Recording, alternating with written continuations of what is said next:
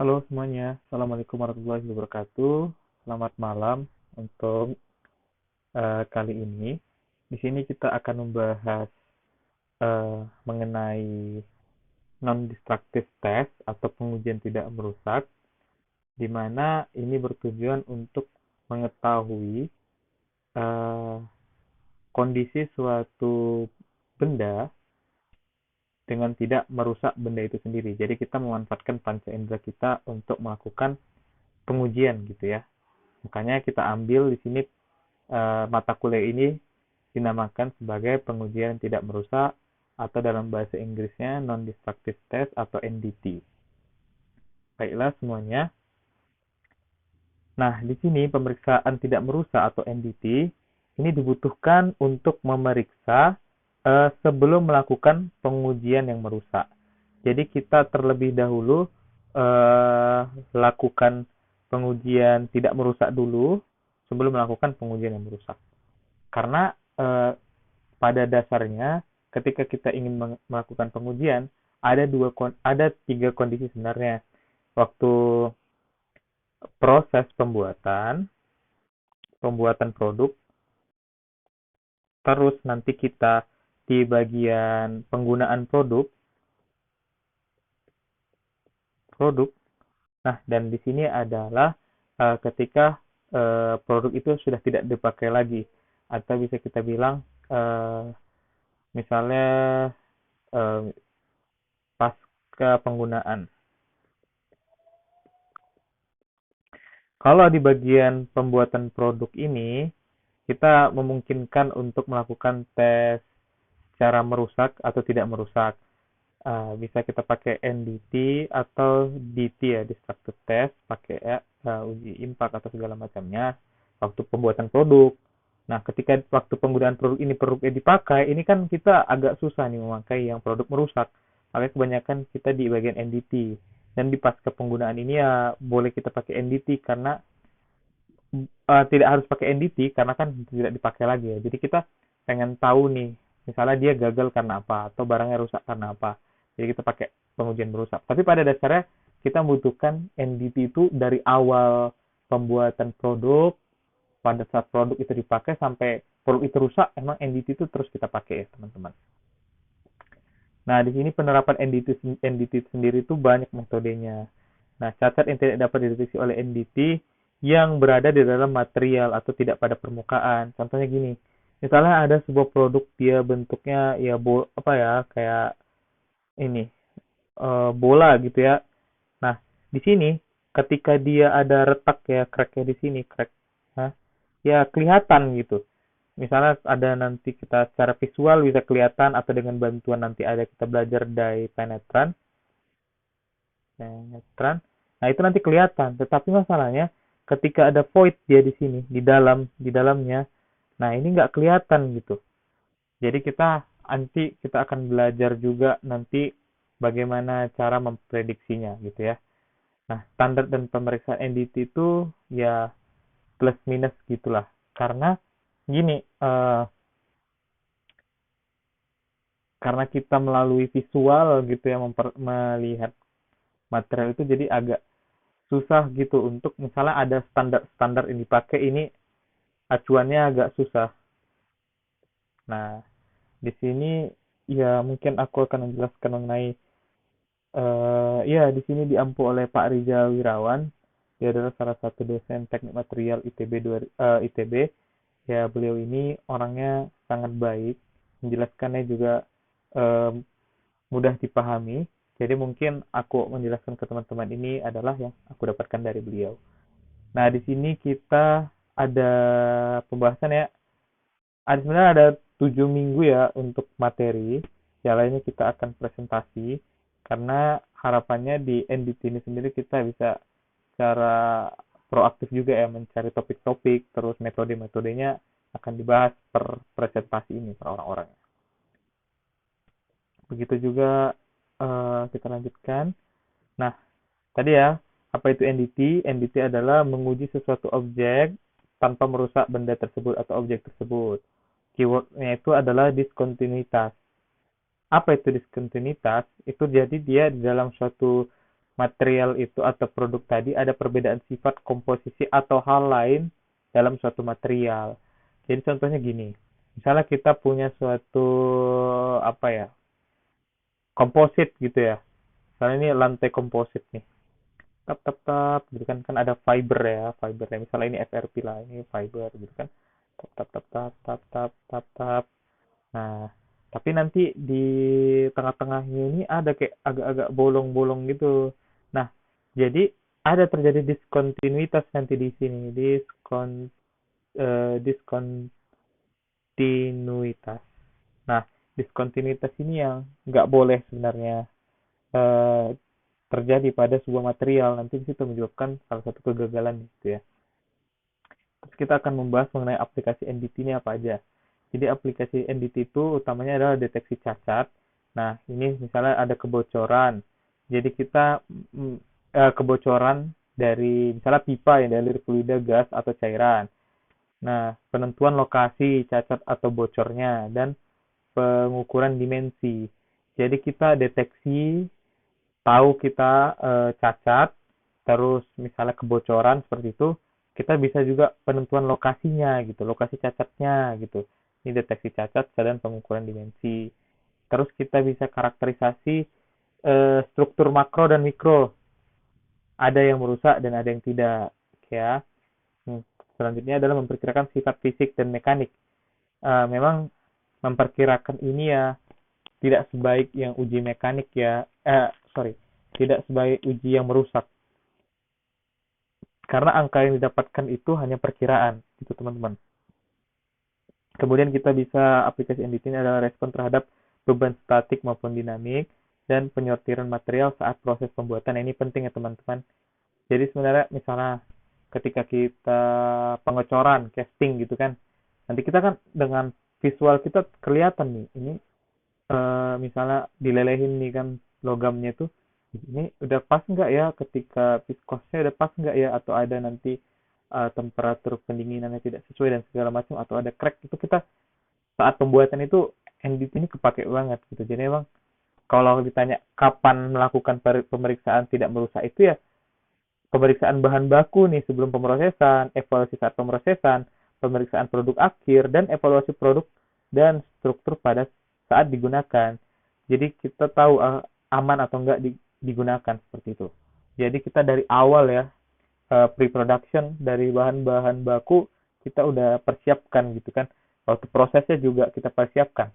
Bahkan sampai dia udah tidak dipakai lagi pun kita NDT itu masih dipakai gitu. Jadi, NDT itu adalah setiap kegiatan apapun yang dapat membantu kita dalam mengambil keputusan terhadap objek mengenai diskontinuitas. Ingat kata kuncinya adalah diskontinuitas. Menganalisis kegunaannya apa masih dapat digunakan atau tidak. Jadi kita mengambil lagi ya, ada kata kunci juga tidak merusak ya, teman-teman. Oke. Nah, metode yang digunakan adalah menggunakan indera kita terlebih dahulu. Jadi kita bayangannya itu ketika mempelajari NDT itu jangan langsung ke mikroskop atau apa gitu atau alat-alat yang canggih. Jadi kita menggunakan indera kita. Sebenarnya kita itu bisa pakai seluruh panca indera kita, peraba, penciuman. Namun yang paling pada prakteknya itu kita pakai visual. Kenapa visual? Karena visual ini yang paling mudah untuk dilaporkan karena kita bisa foto atau video sehingga kita dapat jelaskan ini ke orang lain. Beda cerita kalau misalnya kita diraba gitu ya. Oh, ini permukaannya kasar gitu kan. Ya, kita bagaimana melaporkan apa yang kita rasakan itu permukaan kasar atau enggak. Tetapi secara visual kita bisa lihat nih, oh itu strukturnya kasar atau enggak. Jadi memang yang paling sering dipakai untuk pelaporan NDT itu secara visual. Tapi kenyataannya kita sebagai misalnya engineer bersertifikasi NDT ini, ya kita pakai seluruh panca indera kita. Misalnya diraba, oh ini ada masalah gitu kan. Atau misalnya contohnya yang paling gampang NDT misalnya gas gitu ya, kita pakai penciuman kan. Nah, kecium ini bau gas gitu, berarti ada kebocoran. Nah, nanti dari kita tahu ada kebocoran, kita pakai visual, kelihatan nih bocornya di mana gitu kira-kira. Jadi sebenarnya bisa dipakai, tapi untuk pelaporannya pasti yang kita foto kan ya bagian bocor tadi ya kan, bagian yang dapat didokumentasikan. Nah, objeknya harus dapat dilihat secara visual dan terdapat diskontinuitas. Alat yang digunakan untuk membantu kita, misalnya ada ruang kecil yang kepala kita tidak dapat masuk, maka pakai lensa ataupun kamera. Nah, teman-teman, jadi misalnya kita mau ngecek di dalam ini ya, ini ada kayak turbin gitu ya. Nah, masuk gimana kepala manusia masuk ke sini kan nggak mungkin. Jadi kita ya alat-alatnya ya agak sederhana lah, pakai lensa ataupun kamera. Ini dia pakai semi robotik ya, ya tergantung kebutuhan.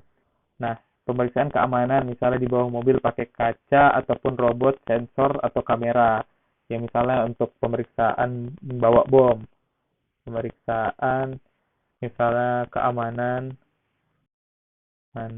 bawa bom.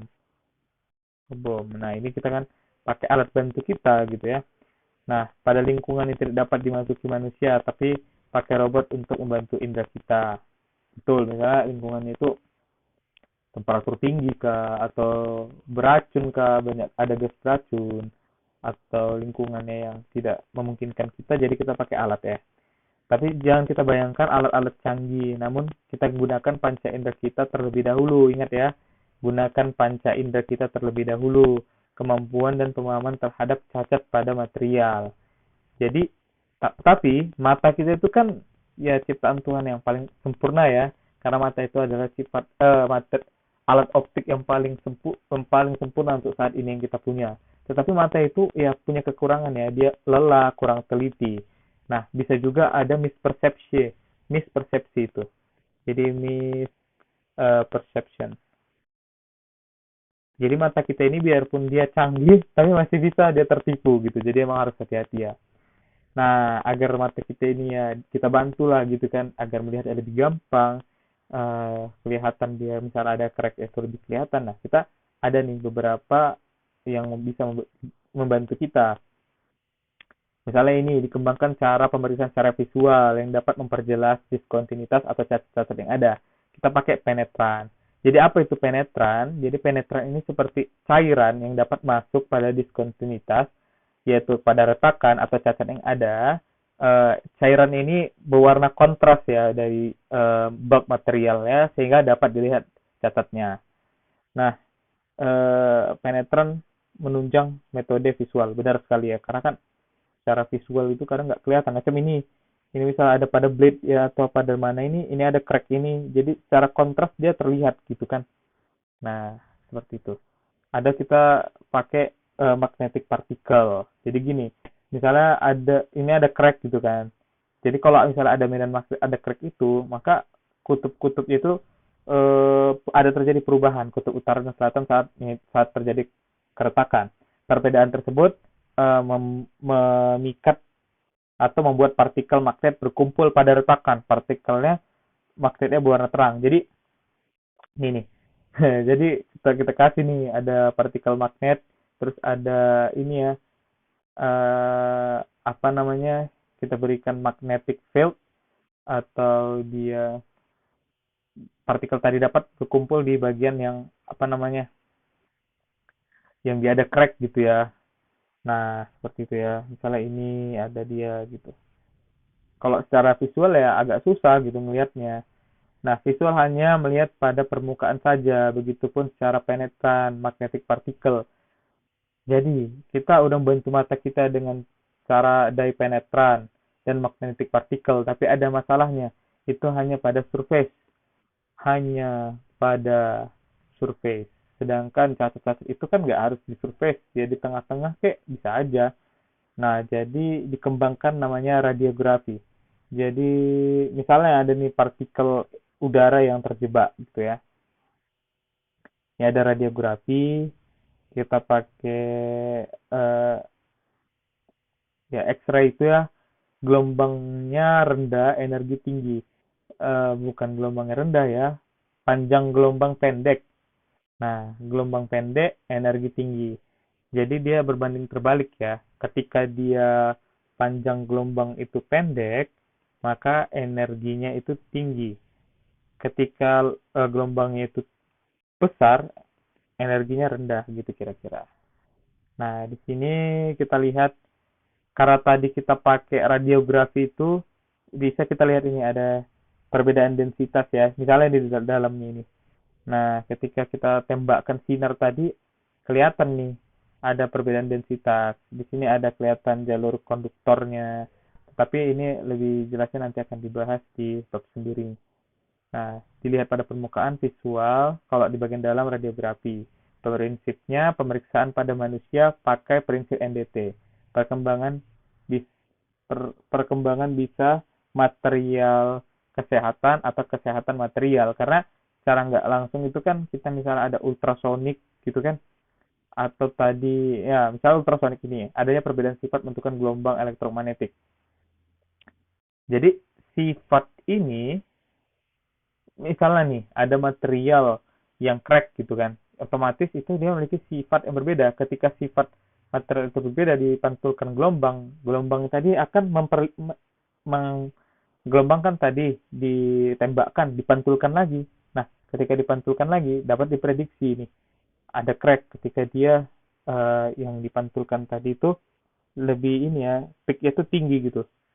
Jadi misalnya ada crack naiknya cepat gitu. Jadi yang puncak ini kita asumsikan crack. Nah, tetapi ingat tadi ya yang tadi material kesehatan. Nah, jadi ada untuk material dulu baru untuk bidang kesehatan.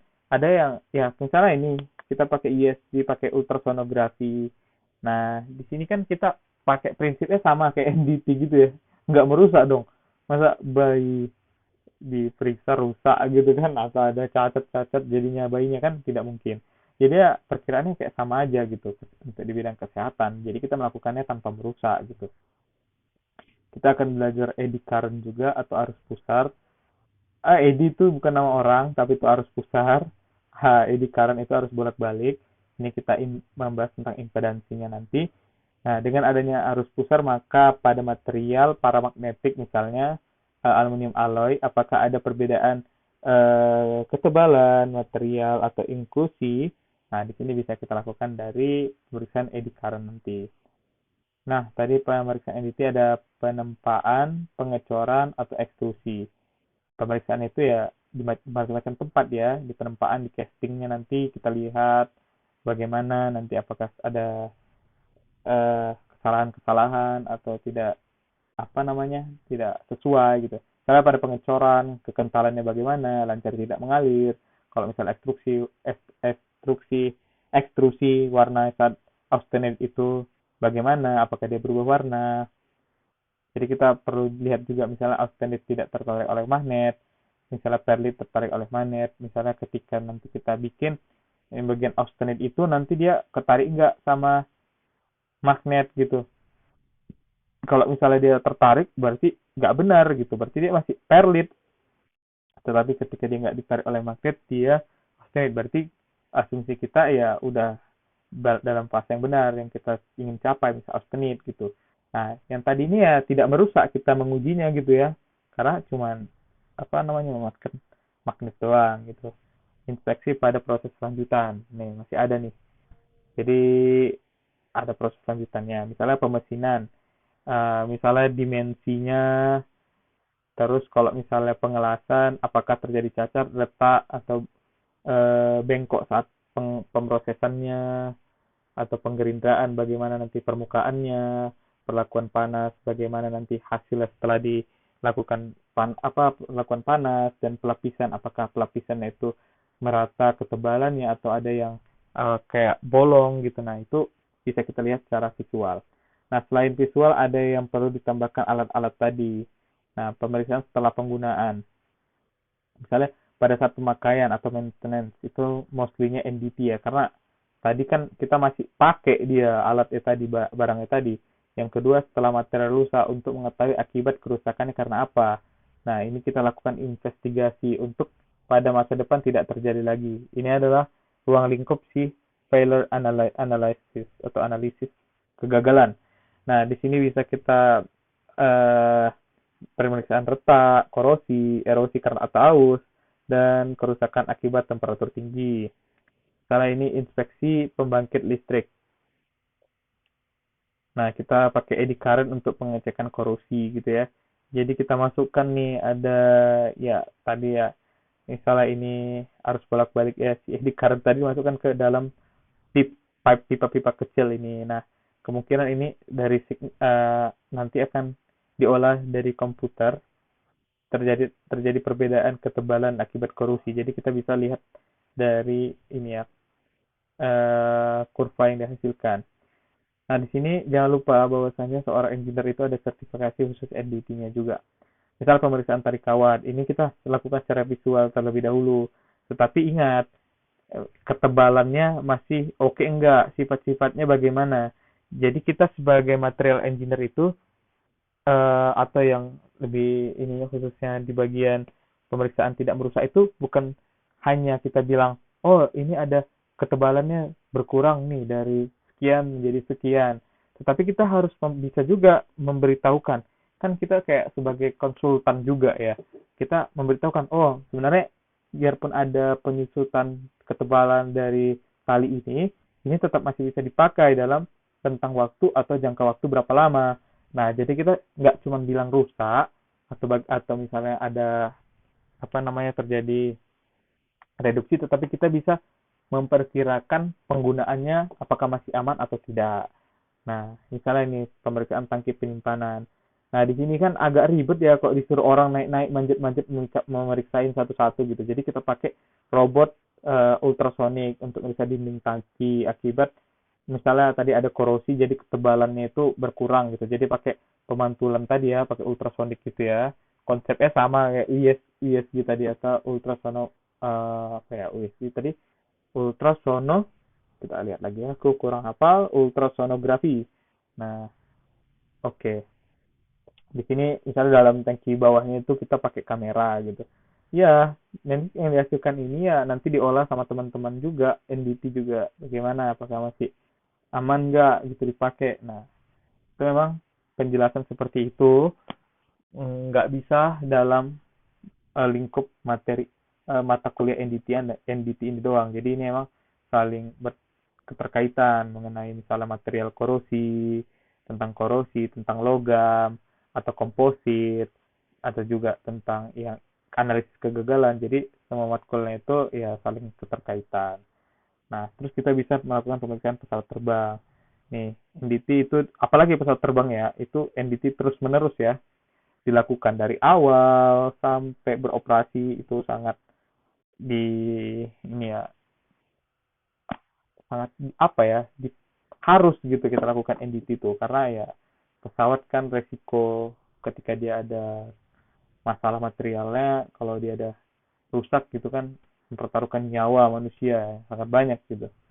Misalnya pemeriksaan mesin jet, kita bisa pakai dye penetran tadi, pemeriksaan tipe komposit, apakah sudah, jadi orang-orang bisa masuk sih ke dalamnya, tapi ini ketika maintenance ya, jangan waktu beroperasi. Nanti gimana tuh, ada aliran juga yang masuk ya, kayak itu gas atau kayak minyak atau segala macamnya. Ini ada matriks terdegradasi, ini ada komposit ya, FRP. Itu nggak tahu dia pakai serat apa, apakah serat gelas atau karbon. Nah, ini bisa jadi kena blister atau benjolan. Ini sama konsepnya kayak misalnya kita terkena panas gitu di kulit, kan ada benjolan isi air gitu ya, mirip-mirip kira-kira mirip gitu blister. Nah, ini semuanya ada standarnya di ISO, tetapi sangat ya karena beragam ya orang meriksa kan beda-beda juga, tapi makanya standar ini agak susah gitu untuk di NDT itu sendiri. Jadi ya makanya juga komposit ini ya, terutama komposit itu agak jarang sebenarnya diletak jadi orang gampang melihatnya kayak misalnya di jalan gitu kan. Soalnya pipa komposit itu agak sensitif gitu ketika ada orang iseng melempari pakai batu gitu kan. Jadi dia ada kayak terkena impact di bagian daerah tertentu. Nah, itu yang menyebabkan nanti dia bisa jadi ada benjolan. Nah, nanti itu kalau ada benjolan, ada diskontinuitas menyebabkan sifat propertisnya itu berkurang, mekanik ya berkurang. Nah, di situ yang menyebabkan bisa jadi adanya kegagalan. Makanya pemeriksaan secara NDT itu cukup penting atau bisa dibilang ya sangat penting lah untuk sebagai seorang material engineer itu sendiri. Mungkin itu aja yang bisa saya sampaikan. Ya seperti biasa ya, mungkin kalau ada pertanyaan atau diskusi lebih lanjut, boleh kontak saya di DM Instagram di @mhdsukritan. Ya DM aja, mudah-mudahan kalau misalnya teman-teman yang mau berdiskusi, akan saya coba jawab. Kalau misalnya teman-teman apa namanya, saya nggak bisa jawab pertanyaan teman-teman, mungkin akan saya tanyai sama Pak Riza yang pengampu mata kuliah ini. Mungkin itu saja. Terima kasih atas perhatiannya teman-teman semua. Assalamualaikum warahmatullahi wabarakatuh.